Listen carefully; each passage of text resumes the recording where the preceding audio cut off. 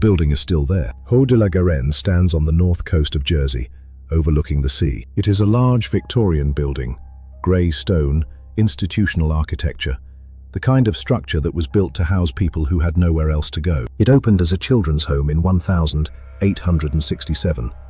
It closed in 1986. For most of those years, the children who lived inside it had no one to speak for them. Between 1947 and 2004, 553 offences were committed against children in care on the island of Jersey. Physical abuse, sexual abuse, emotional cruelty, systematic neglect, children beaten, locked in small spaces, punished for raising complaints.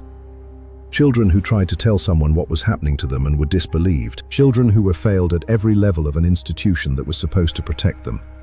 Most of those offences happened at Haut de la Garenne. The island knew. 1, 2, 3. And for decades, the island looked the other way. And I want to say something clearly before this investigation begins. This is not a horror story in the genre sense. The people at the center of this investigation are real. The children who were abused at Haut de la Garenne are real people. Many of them still alive. Many of them still living with what happened to them. The inquiry that finally examined their testimony heard from more than 600 witnesses. Its findings are devastating, and they deserve to be told with the gravity they require. We present only what the official inquiry and the documented public record confirms.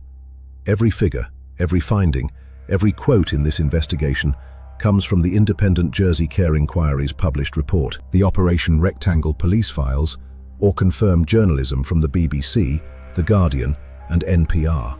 Jersey is a Crown dependency, not part of the United Kingdom, but under the jurisdiction of the British Crown. It has its own government, its own legal system, and its own culture. And for much of the 20th century, that culture operated in a way that the inquiry's final report described in 3 words: the Jersey Way. The Jersey Way, as the inquiry defined it, was a culture of protecting powerful interests and resisting change. A culture in which the island's reputation as a safe, prosperous, family-friendly tax haven mattered more to those in power than the welfare of the children in their care. A culture of fear that deterred whistleblowers. A culture in which concerns raised internally were covered up or ignored, rather than acted upon. A former social worker named Marilyn Carr, who worked in Jersey's children's services from 1977, described Haut de la Garenne as a barbaric place. She told the inquiry that concerns she raised about the treatment of children were either covered up or ignored by her superiors. She raised concerns for years. Nothing changed. In 2007, the States of Jersey Police launched Operation Rectangle, a formal investigation into historical abuse allegations at the island's care homes, with the primary focus on Haut de la Garenne. The detective leading the investigation was Lenny Harper. What his team found when they began excavating beneath the building would generate headlines around the world. They found hidden rooms, a trapdoor in the cellar, evidence consistent with the use of restraints. And in February 2008, investigators found a fragment that was initially assessed as potentially being part of a child's skull. The announcement of that discovery caused a global media storm. Journalists descended on Jersey. The island's government was thrown into crisis, and hundreds of victims, people who had been waiting years, in some cases decades, for someone to take what happened to them seriously, came forward. The skull fragment was later determined to be wood or coconut shell, not human remains. That determination was used by some, including some members of the Jersey establishment, to suggest that the entire investigation had been overstated. But the fragment was never the story. The fragment was a catalyst. The story was the 553 offences. The story was the 192 victims. The story was the 151 named offenders. The story was the children who had been trying to tell someone what happened to them for decades and had not been believed. The abuse at Haut de la Garenne was not carried out by one person acting alone. It was systematic. Multiple members of staff were implicated across multiple decades. Children described a culture of violence in which beatings were routine, in which younger and older children were kept together in ways that created opportunities for further abuse, and in which any child who complained faced punishment rather than protection. The inquiry heard that sexual assaults on children by staff were so common that some residents did not initially recognize them as wrong, because the institution had normalized them. Young girls were allegedly forced to have abortions after being made pregnant by members of staff.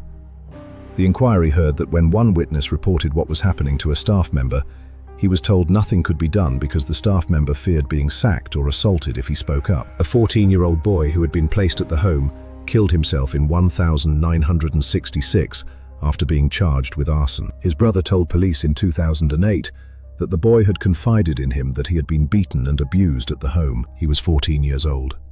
He had no one to speak for him. And when he died, the institution continued. The police investigation was also not without controversy. Lenny Harper, the senior detective who led Operation Rectangle and who the inquiry ultimately vindicated, was suspended by the Jersey government in November 2008, while his investigation was still active. The suspension was described at the time as pending an inquiry into his handling of the investigation. The subsequent Napier report found that his suspension had been unfair, but by the time that finding was published, Harper had retired. His career had been tarnished, and the atmosphere of the investigation had been permanently altered by the intervention of the government he was investigating. The inquiry, which began in 2014 and concluded in 2017, cost £23 million. It heard from more than 600 witnesses. Its chair, Francis Oldham QC, found that the Jersey government had been more interested in protecting its own reputation and the island's image than in the welfare of the children who had suffered. The report recommended that the Haute de la Garenne building be demolished. It described it as a symbol of the turmoil and trauma of the island's history of child abuse, a reminder in stone of what happened when an institution prioritizes itself over the people in its care. 553 offenses, 192 victims, 151 named offenders, 8 prosecutions.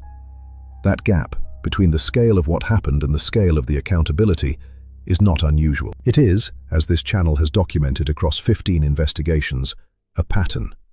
The same pattern that allowed Operation Wedlock to close without an arrest, that allowed the post office to prosecute 900 innocent people, that allowed the Afghanistan data breach to be hidden for 683 days. Institutions protect themselves. That is what the Jersey Way was. That is what the cover-up machine in Investigation 10 described. And that is what happened to the children of Haute de la Garenne. Creepy Chronicles investigates the cases the official record would rather you found complicated rather than clearly wrong. Every Thursday and every Sunday, real, documented, told without apology. The building is still there. The inquiry recommended demolishing it. It has not been demolished.